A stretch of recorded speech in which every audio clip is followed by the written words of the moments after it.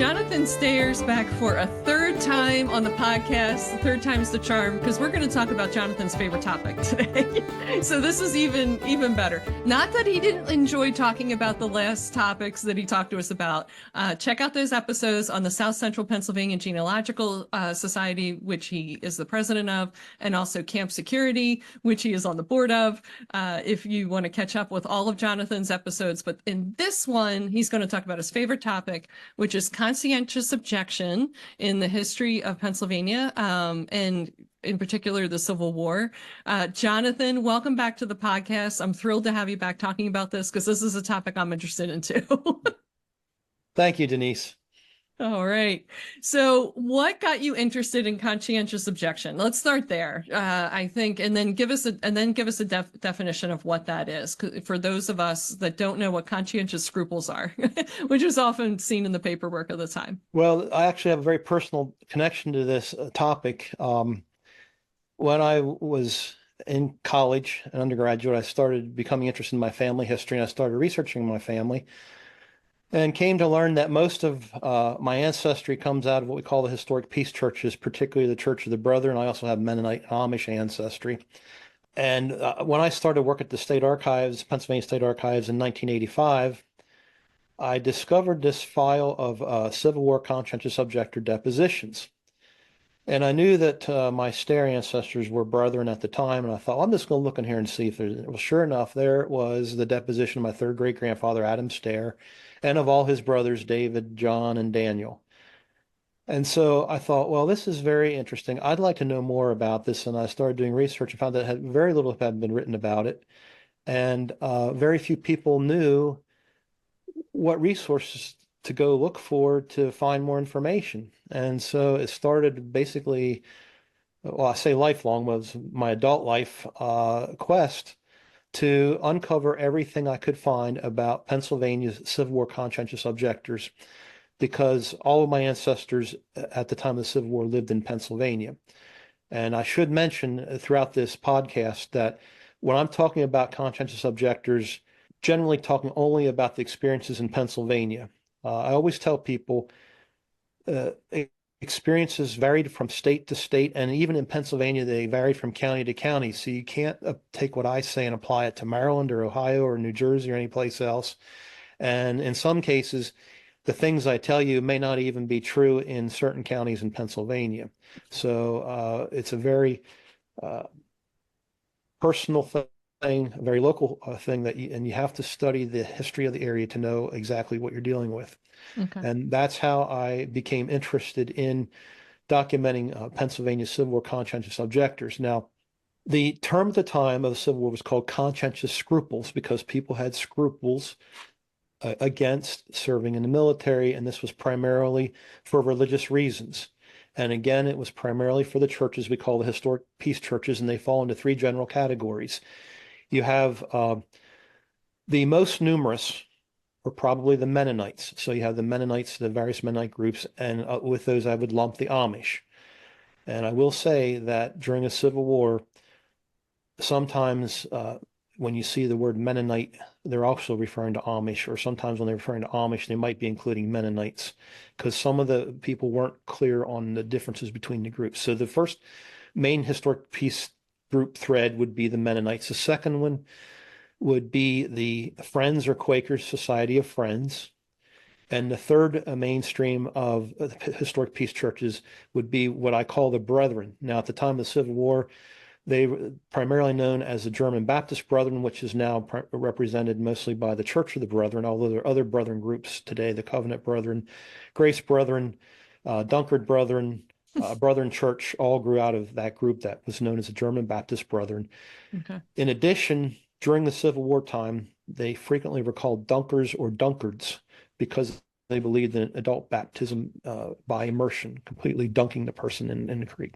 Those are the three streams of historic peace churches, and those churches believed that it was wrong to participate in the military because of the teachings of Jesus, and particularly in the Bible and the New Testament. So when Jesus said to love your enemies, they took that literally, meaning that you should not take up arms against your enemies. And they cite other verses as well to support that. And it's a traditional Well, at least for the Mennonites and the Brethren, it's a traditional Anabaptist belief that you do not participate in the military. Amazing. So this is a lot of people. I mean, because there's a lot of people of these faiths across, I would say, most of South Central Pennsylvania into up along the Schuylkill River too, into Berks County, Lehigh County, Northampton County, and then yeah, down across Lancaster. Of course, today everyone thinks of the Amish in Lancaster and the Mennonites. York, Adams. Am I getting all the counties right? Or again, dealing only with Pennsylvania, and I provided you with that copy of that document that shows the counties in 1862 and the objectors from each county. I think the largest number came from Lancaster County, and the second largest number was from either Bucks County or Montgomery County. Oh, okay. Lancaster County would be the center of particularly the Amish, the Mennonites, well, practically all the Quakers were not as numerous in Lancaster County as where elsewhere, but the other peace churches were well represented in Lancaster County. And Montgomery County, again, you have Mennonites and Brethren, and Bucks County, of course, is heavily Quaker friends. I apologize to my Quaker friends, but I'm going to use Quaker instead of friends because that's what I'm used to doing. But they're formerly known as the Society of Friends. Right. There were large numbers of Brethren and some Mennonites out in Franklin County, Bedford and Somerset counties, Fayette County, Indiana County in Pennsylvania. Mostly the southern tier counties is where you find the concentrations, although there were some objectors scattered throughout elsewhere in the state, but it's primarily the southern part of Pennsylvania where you find the objectors coming from. And I want to mention something. In 1862, we know that Pennsylvania had around 3,400 conscientious objectors. That's more than any other state, north or south. And I haven't researched, I don't have the documentation for this, but I tell people it's probably more than all the states, north and south together combined, because the other states did not have as many conscientious objectors as Pennsylvania did. And a lot of these churches had their centers, had their population centers and their administrative centers in Pennsylvania. Now, there were numbers down, if you go down the Shenandoah Valley, you have Brethren and Mennonites down there. And I think what their neighborhood of 300 to 400 maybe conscientious objectors in the Shenandoah Valley and Virginia area. And you had some in Ohio and going further west. But of course, the concentration of these groups was in Pennsylvania at the time. Okay. All right. Thank you for clarifying that. So, people listening, listen closely to your counties.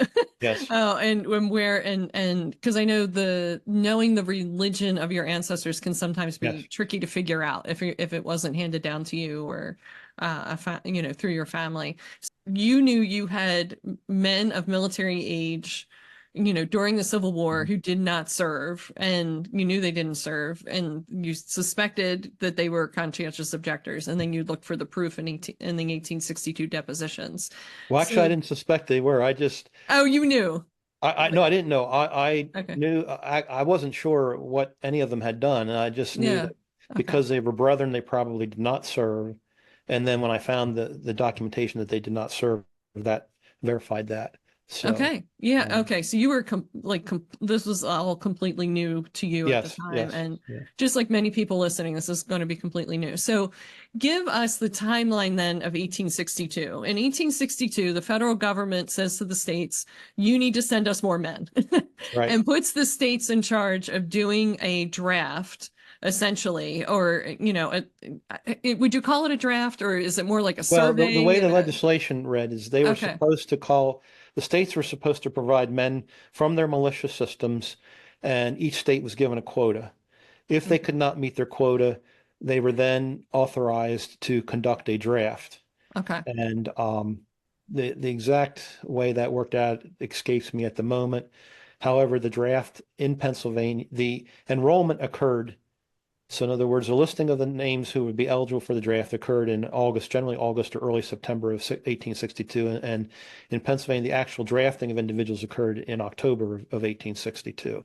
Okay. There was confusion because the federal legislation said that the age for drafting would be 18 to 45.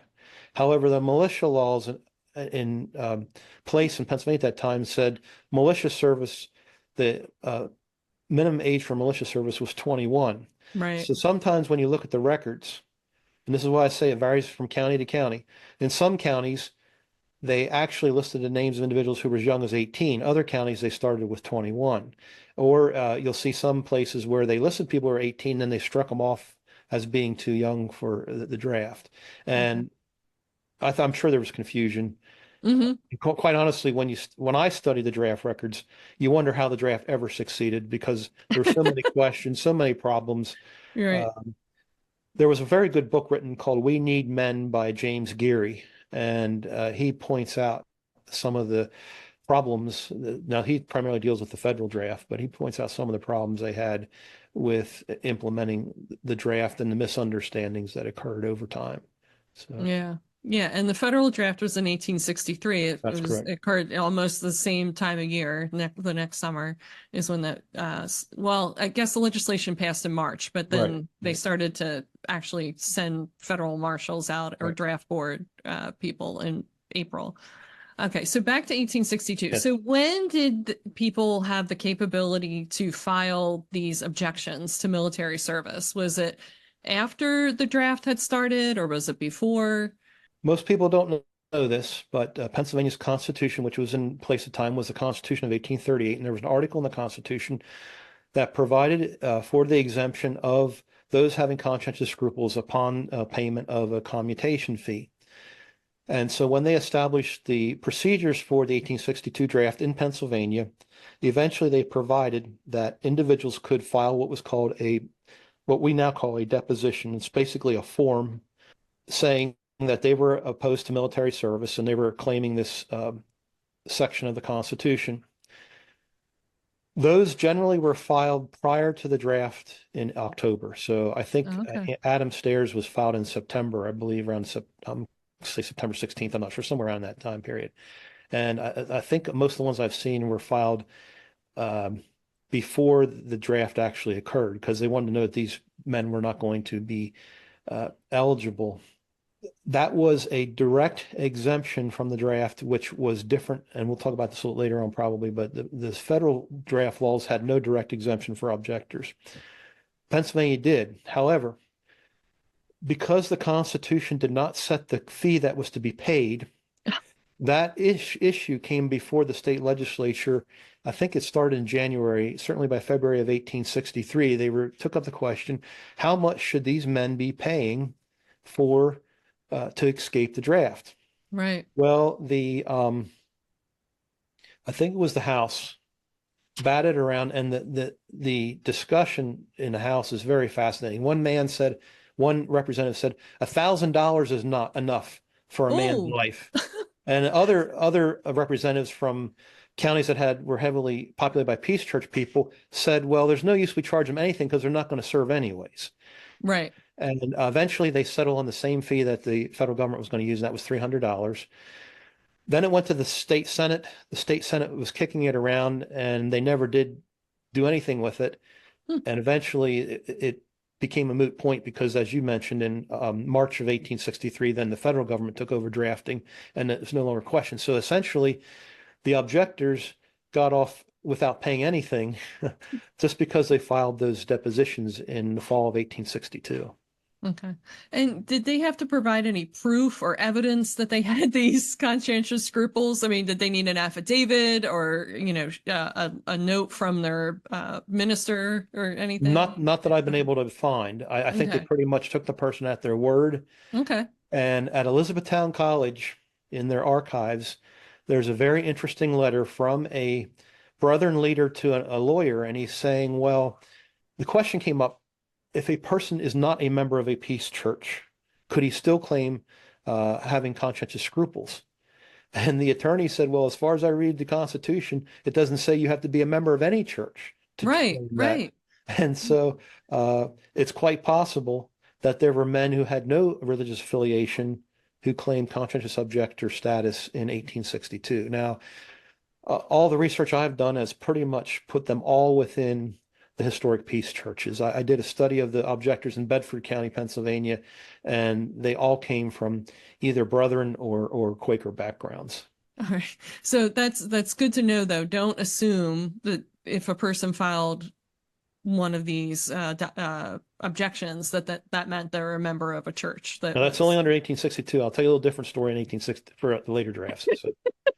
Okay. Do you want to launch into that story now, or? Sure. Yeah. So in 1863, as you mentioned, March, the Congress passed what's known as the Conscription Act. And the Conscription Act had no provision for the direct exemption of conscientious objectors. There were two ways that they could escape service. One was to either pay a commutation fee or provide a substitute. Now, this was not seen favorably by most of the peace churches because they saw providing a substitute the same as sending somebody in your place. And the commutation fee was a little better accepted because they said, well, that's like rendering taxes unto Caesar. So you pay unto Caesar what is Caesar's, unto God what is God's. However, the more strict Quakers would refuse to pay the fee or to provide a substitute. The Brethren and Mennonites tended to be more willing to pay the commutation fee. There are cases where they also some of them provided substitutes. And there's a story, I want to say the Brethren in Christ. I'm not forget which denomination, either Brethren in Christ. I don't think it's Mennonite, it might be Mennonite, but there's a story that a peace church man provided a substitute for the war, and he felt so bad about that after the war, he kept that man's uniform hanging in his attic to remind him that this man served in his place. So, there was a lot of angst about what they should do. However, I want to emphasize that the primary way that people who were opposed to military service were exempted under the federal drafts was that they were declared physically unfit for duty, unfit for service. So even before they provided a substitute or paid the commutation fee, they might have been determined to be physically unfit. So for instance, my own ancestor, Adam Stair, in 1865, was drafted, and he was exempted for feebleness of constitution. And he did die in 1866, so I think he was probably in pretty bad shape. Yeah. And he was only 44 when he died, so... Yeah. He's probably, and I think the 1860 census, if I remember correctly, has a tenant farmer living on his property. I'm assuming it probably had somebody else farming for him. His brother, David Stair, was exempted either in 64 or 65 for loss of teeth in his upper jaw. And you could be exempted if you didn't have teeth because you couldn't bite the end off of a cartridge. Right. And in my research, this is kind of gross, but in my research, I found instances where men were either themselves or going to dentists and having their teeth pulled so they wouldn't have to be subject to the draft. So that's in March of 1863, the first Conscription Act. Well, as this proceeded, they determined that too many men were paying the commutation fee. And so in February of 1864, Congress passed an amendment which greatly restricted paying the commutation fee to very specific cases, and primarily only to conscientious objectors or those having conscientious scruples. And under that act, the people having conscientious scruples had to provide documentation. So that's when you start seeing a documentation required that they hold the principles themselves. They had to be a member of a church that had peace principles, and they had to provide evidence that they were consistent in their beliefs. It wasn't just something that just happened. But that was still not good enough for the draft. So in July of 1864, they limited commutation only to conscientious objectors. And I just want to throw something in here. The February 1864 amendment often was called the Stevens Amendment because Thaddeus Stevens, who represented Lancaster County, and of course, he's representing a lot of historic Peace Church people. Thaddeus Stevens was one of the primary movers to keep the commutation fee for those having conscientious scruples as part of the draft process. So after July of 1864, most men who paid the commutation fee had conscientious scruples. However, because of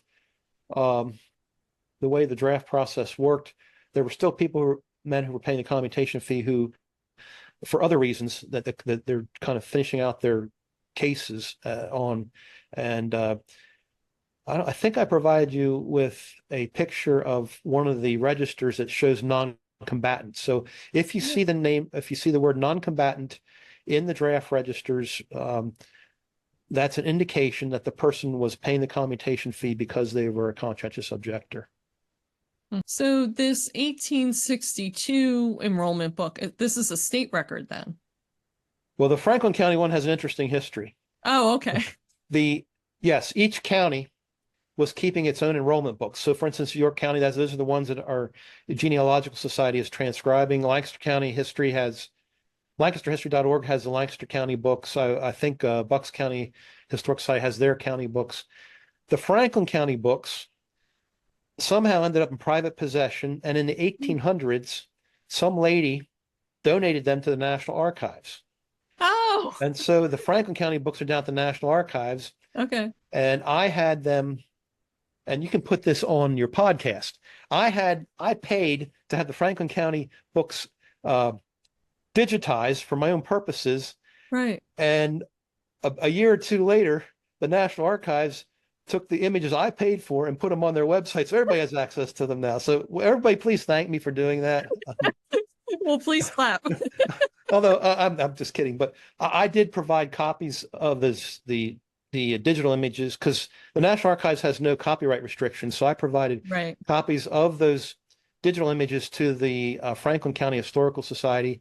Oh, I think the Young Center over Elizabethtown College, Young Center for Anabaptist and Pietist Studies. So I was trying to make them more available because I don't think people in Franklin County knew about them. And this is a great resource. Yeah. One of the things we found about using the books here in York County is if you compare these books against the 1860 census, you can find out where men may have moved. And some of the books here in York County have very specific locations. So it'll say that this man lived on so-and-so's farm, or he lived at a certain crossroads.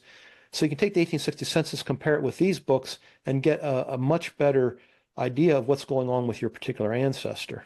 Yeah, that's great. That's great. Yeah, because knowing that they live on so-and-so's property, it means they could be a tenant or working for them as sheer labor in some other capacity.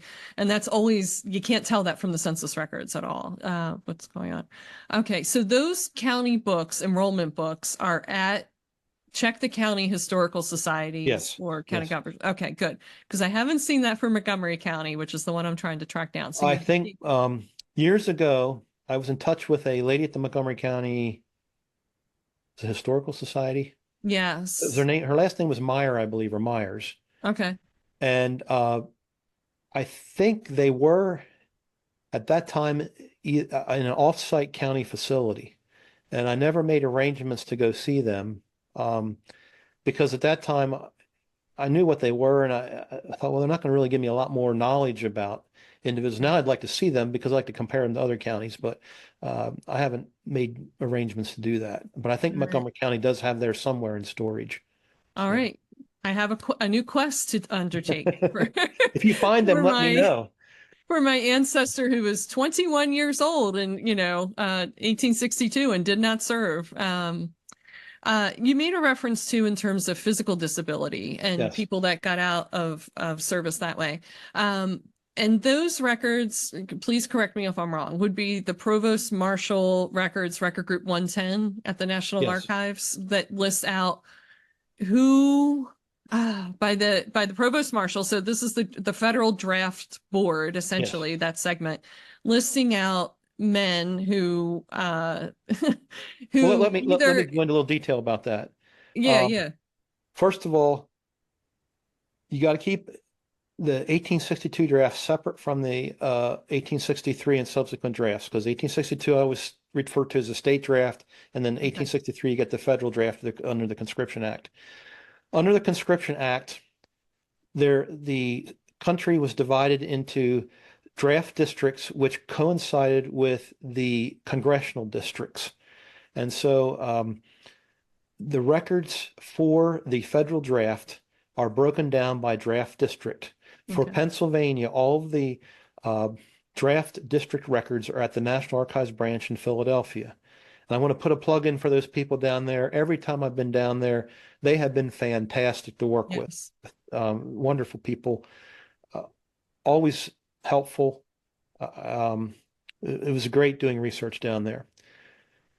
You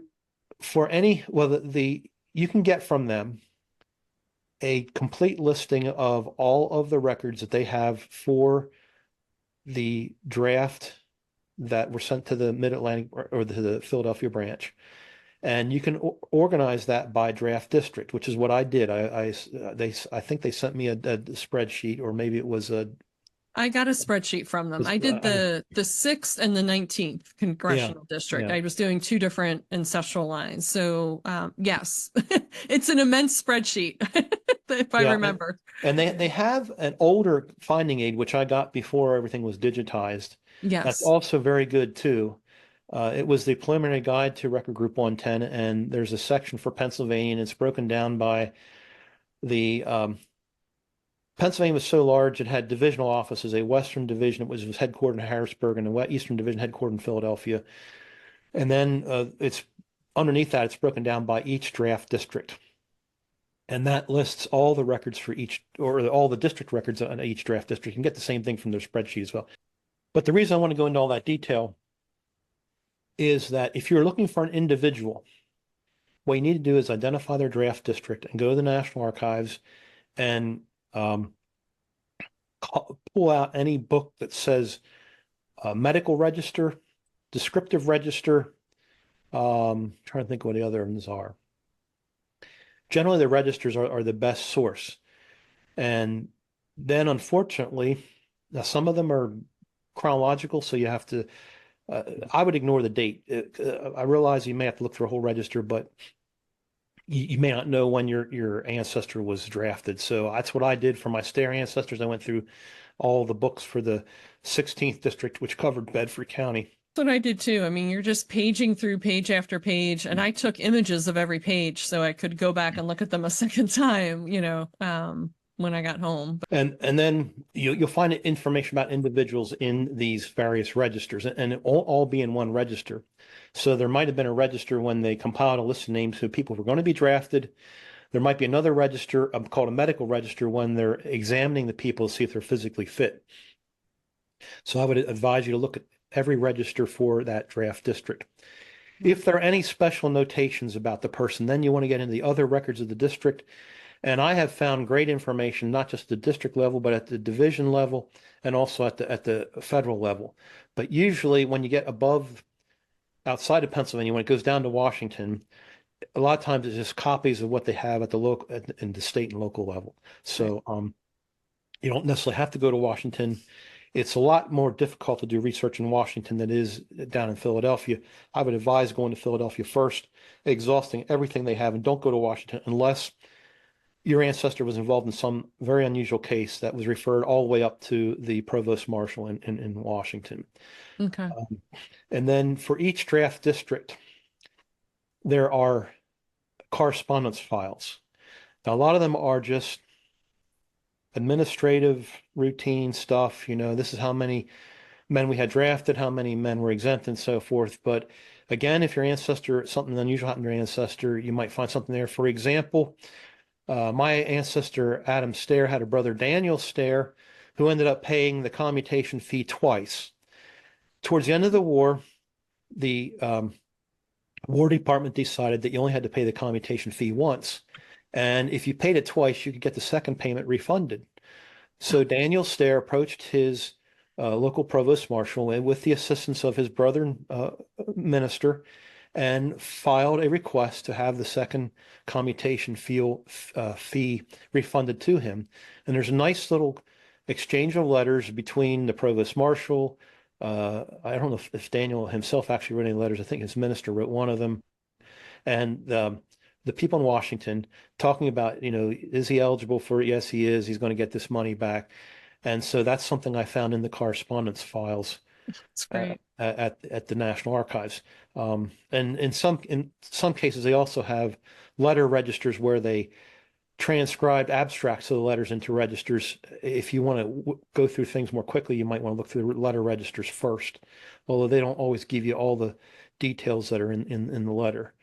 Another thing I will say about doing research, particularly to National Archives, is pay attention to every notation that's on anything, because every notation refers to something else. And I'm slowly learning what all these notations mean. And a lot of times they're referring you to other records. And if you know how to interpret their abbreviations, you can find where you can follow the paper trail through the bureaucracy. Okay. And you'll be writing a book about this, correct? I will not be writing a book, although if you're very interested in this topic, I did a presentation for the South Central Pennsylvania Genealogical Society on using Pennsylvania's Civil War draft records. Oh, okay. If you go to YouTube and look at that presentation, I go through how to use the records, what's where, and what to look for. Okay. So that might be a value. Maybe I should someday write an article about it, but I think you should when it comes down to following the paper trail based on those notations. Those are the kind of things that. Well, I think the archivists there will tell you. Oh, okay. When I had questions, I'd ask the archivist, and they'd say, "Well, this points to this," and then I'd read something and it would point to something else. And so, because the Civil War is a popular topic, over the years, I've had a lot of success in talking to the archivists at the National Archives who are interested in the Civil War, and they give you a lot of good information. So, okay, good. And I'll link people to that preliminary finding aid for the Provost Marshall collection. It was written in the 1960s. Does not make it any less useful to use. It's actually more useful to use than the National Archives catalog, because it is just the summary of the records that you want, and it has a short description of what's in each kind of archival box or journal. They have everything boxed up very nicely, and you can navigate yourself through it, because the spreadsheet's immense. I want to say it was like 8 pages long, or maybe 15 or something. I think I only asked for the portion related to pencil. I'm trying to remember. Yeah, they sent me the whole thing. I don't know. It took me a couple hours to weed through it, and because they changed the codes, what was in the preliminary archive versus what they coded it now. So I had to translate things. Well, I'll tell you one thing I did is I developed a spreadsheet for myself where I put previous reference and the current reference, and then the title of the series, and some other notations I keep for my personal, was this helpful or not, or, what's special about this.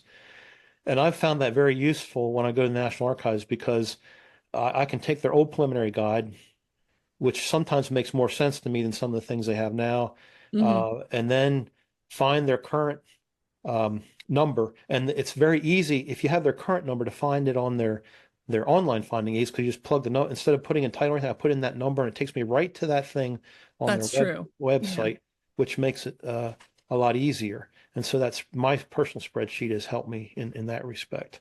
Yeah. That's a great idea, to make up your own finding aid of a sort. Because you're researching, when you're researching too, I'm assuming you're researching a specific congressional district. Right. Yeah, and specific people. And so one note, and check me if I'm wrong, that when you mention the letters being sent amongst the federal government workers, we'll just call them federal government workers, those are indexed by the areas where they're sending them, and the departments and the workers themselves. You're not going to find an index with your ancestor's name on it within the letter, correct? If you're looking for one individual, probably the easiest place to start, unless you have a date, is to go to the letter register. Just go into the index of the letter register and find the name. Go to that entry, see what tells you about the letter, and then if you think the letter is going to be helpful, have the letter itself pulled. Now, as far as I know, most of the correspondence files at any level are arranged chronologically. Although I think some of them, it might have been at the top office level, they use some crazy system where it broken down by letter of the alphabet. But if you have the data, if you know that, you get into a descriptive register, and it says something unusual, and it might say see letter of date such and such. Well, you can just go right to the correspondence file and look for the letter of that date, and you should be able to find it fairly easily. Okay. All right. So I stand corrected. So our ancestors that we're researching who were draftees or not, and written about by the federal government, their names are in these draft register or letter. I'm sorry, are in these letter register. Generally, yeah, the name. Okay. Generally, they indexed every name in Okay. a letter in the letter register, and it gets frustrating if you're looking for, say, an officer who's signing off on stuff. He might have signed off on 100 letters, and so and you know, so you go to the index and it says Colonel so and so, and you have 100 pages to look at to see if you can find the letter that is a specific thing that you're looking for. Right. If you have a, it's they're better to use if you have an uncommon name. Now, like their name Stair is not that common, so that's pretty easy to do. Okay. But if you have a name like Fisher, right, or Myers, or yeah, you may be looking at a lot of pages till you find something that's useful. yeah. The other hand is serendipity. You might you might go to the page and find something you just totally didn't expect, which was how I found those things about men pulling their teeth out to avoid service. So yeah, and that's one of those stories like you hear, like, you know, you wonder if you hear it, like, is that just something that people, you know, made up or whatever? And then when you see the actual evidence in a letter of the time, you're like, no, that was a real thing. Yeah.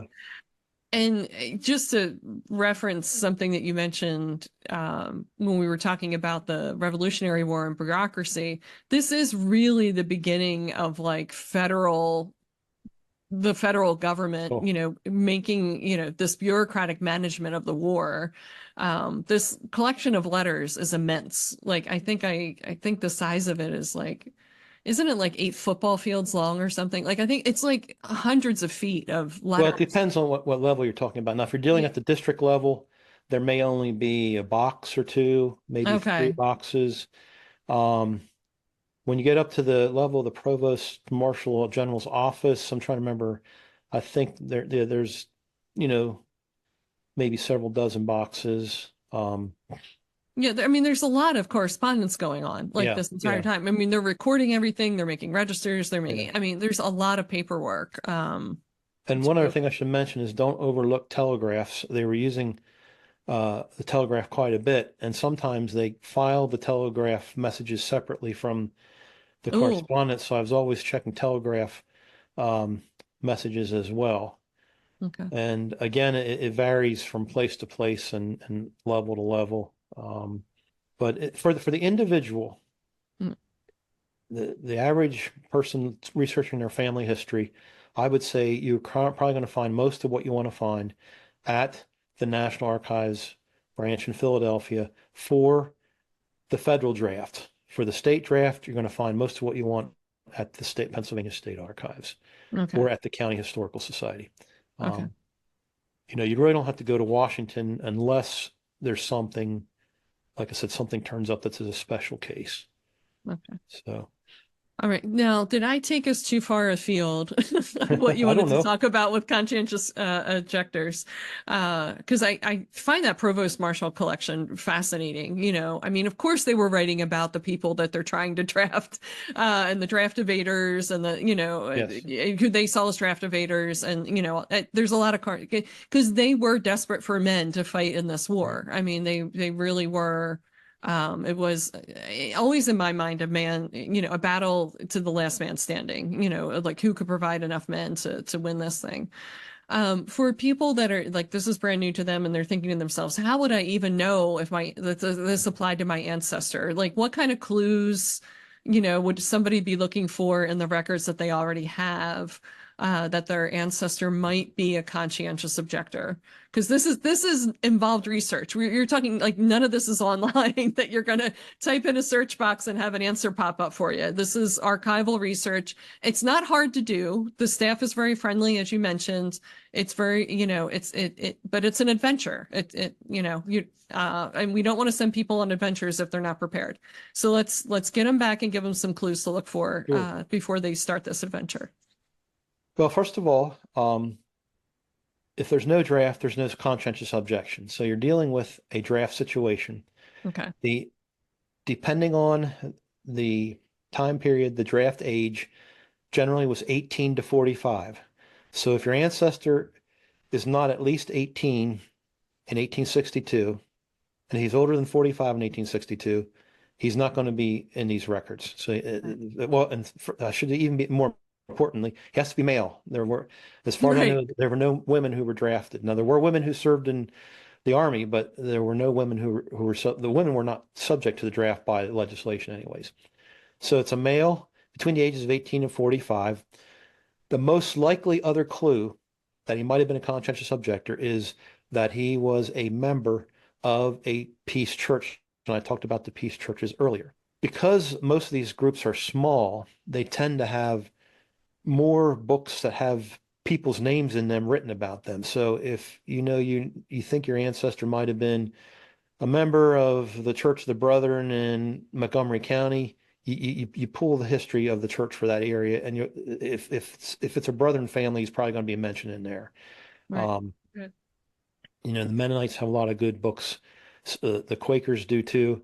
So you want to look in books about that denomination to see what they might say about your family. But if you verify that the person was a member of Peace Church during the Civil War, they're eligible for the draft, then you could begin to think, and you don't have any evidence of service in the military. Now, I do want to mention, it's something that most people forget, particularly among the Brethren and the Mennonites, you did not become a church member until you were an adult. So you were baptized, and then you became a church member. Many young men from these families went into the military because they had not yet joined the church when the war started. And so you will find Brethren, and particularly Brethren and Mennonite families, who have people serving in the Civil War because their sons hadn't joined the church yet. And under the 1864 draft amendment, you had to be a member of a peace church. So you couldn't just say, I have peace principles. You had to be a member, and they had to provide an affidavit from that congregation saying, yeah, you're part of it. And I have a copy. I don't think I sent a copy of that to you, but I have copies of some of those documents.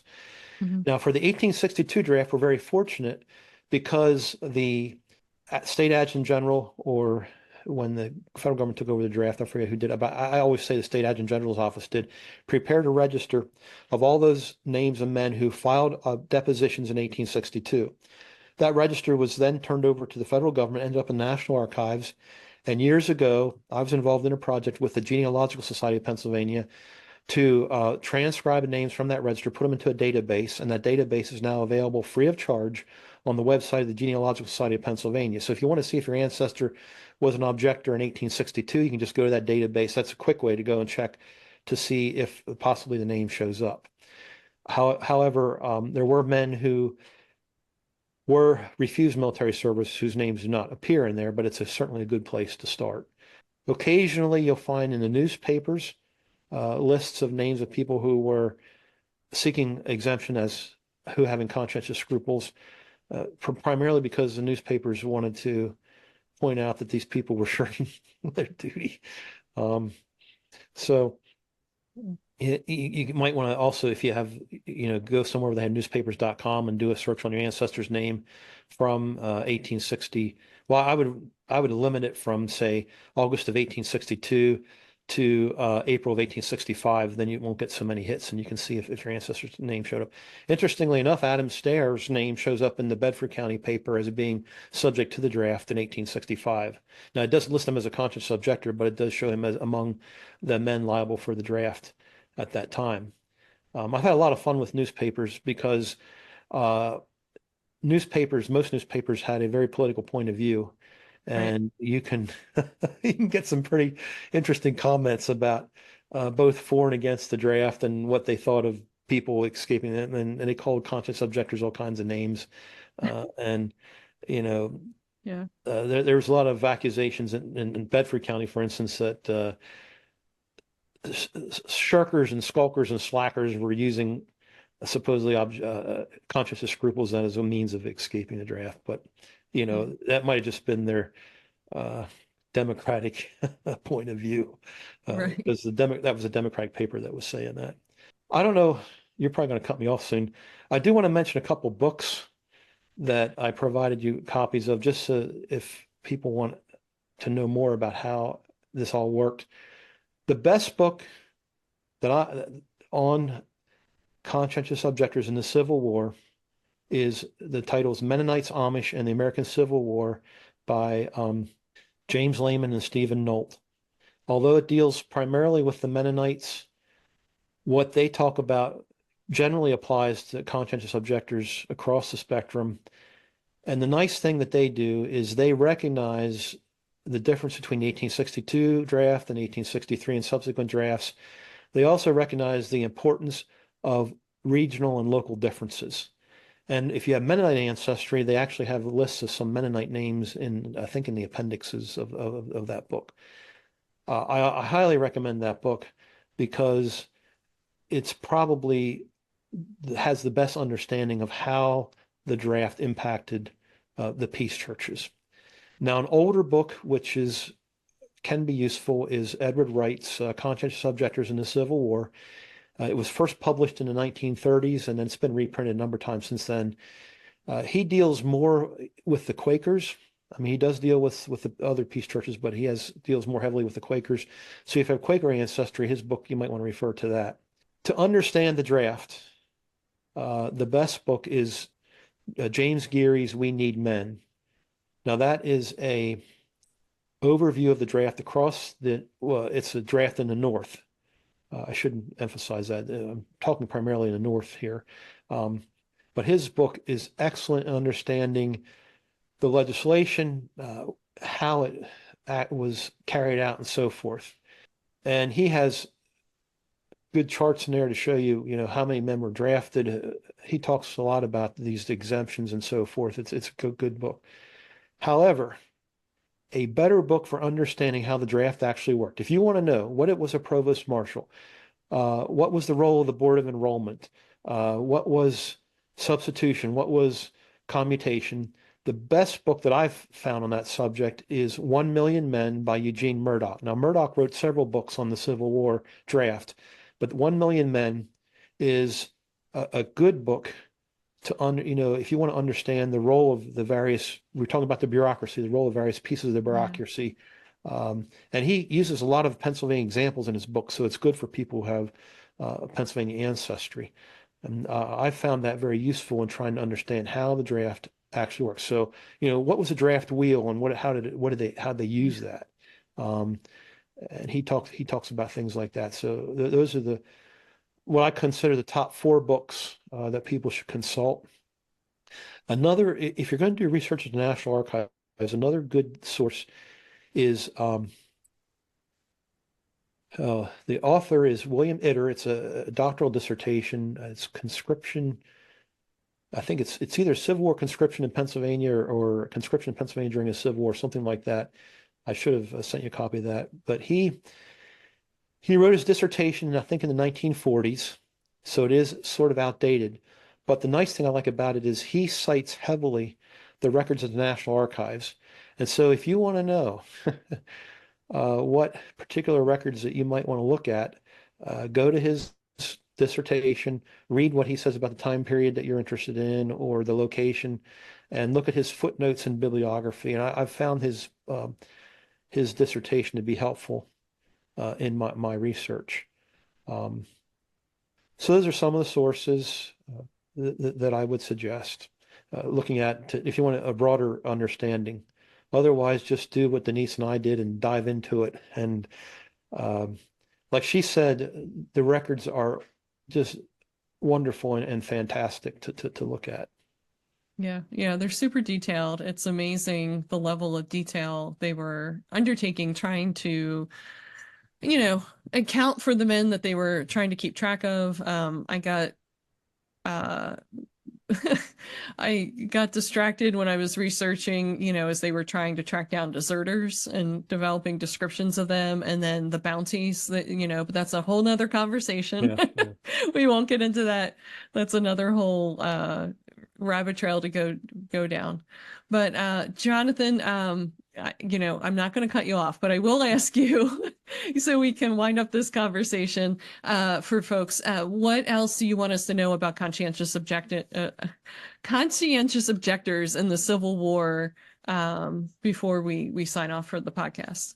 Well, several things I would mention briefly. First of all, this is a very overlooked aspect of the Civil War. Even though I mentioned some books, very little has been written about it, and even less has been done in the genealogical community about documenting these. Probably some of the work that I've done has been the most detailed. So if you have Bedford County ancestors, I did an article in the Bedford County Historical Society newsletter for them.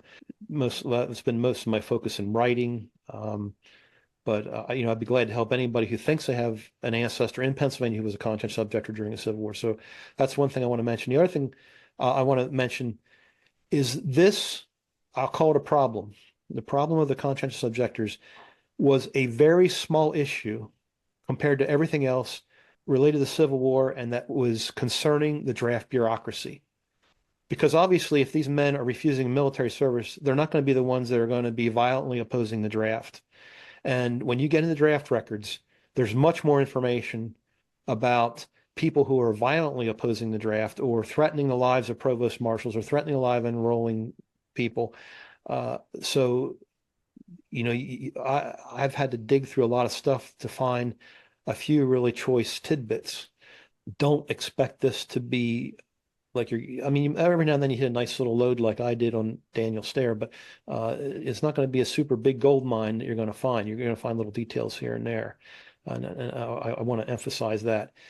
And in closing, I want to emphasize again, and again and again and again, everything is relative and local.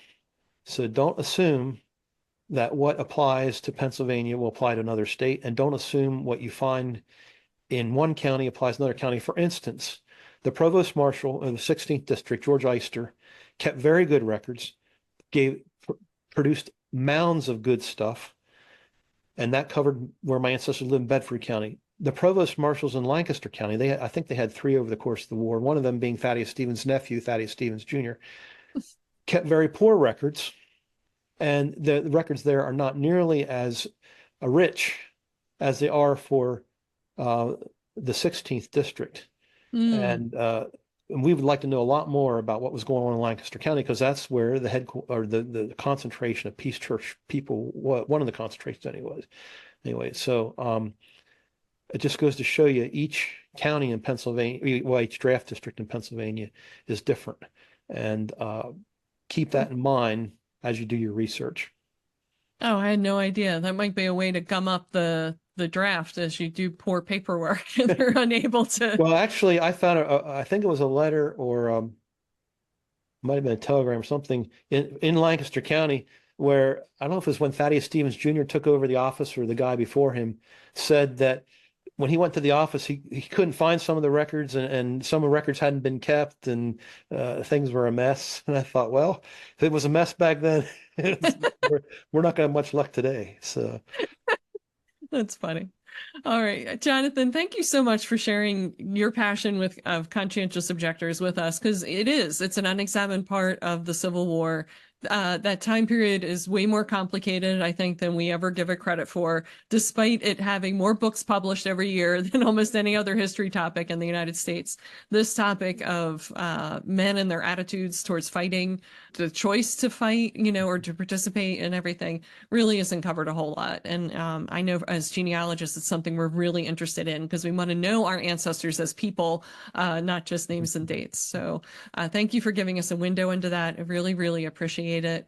And just thank you for, sharing your wealth of experience with us. It's very helpful. Thank you for this opportunity. I always like to talk about this subject. So, all right. And as you have a new discovery or you do more research, let me know and we'll come back and do a follow-up. Yeah. Because I'm going to be continuing to research this too. We don't have an anniversary of the Civil War coming up, a significant one, anytime soon, but that doesn't mean we don't research the topic anyway. So, right. Yeah. All right. Thank you. You're welcome. Bye now.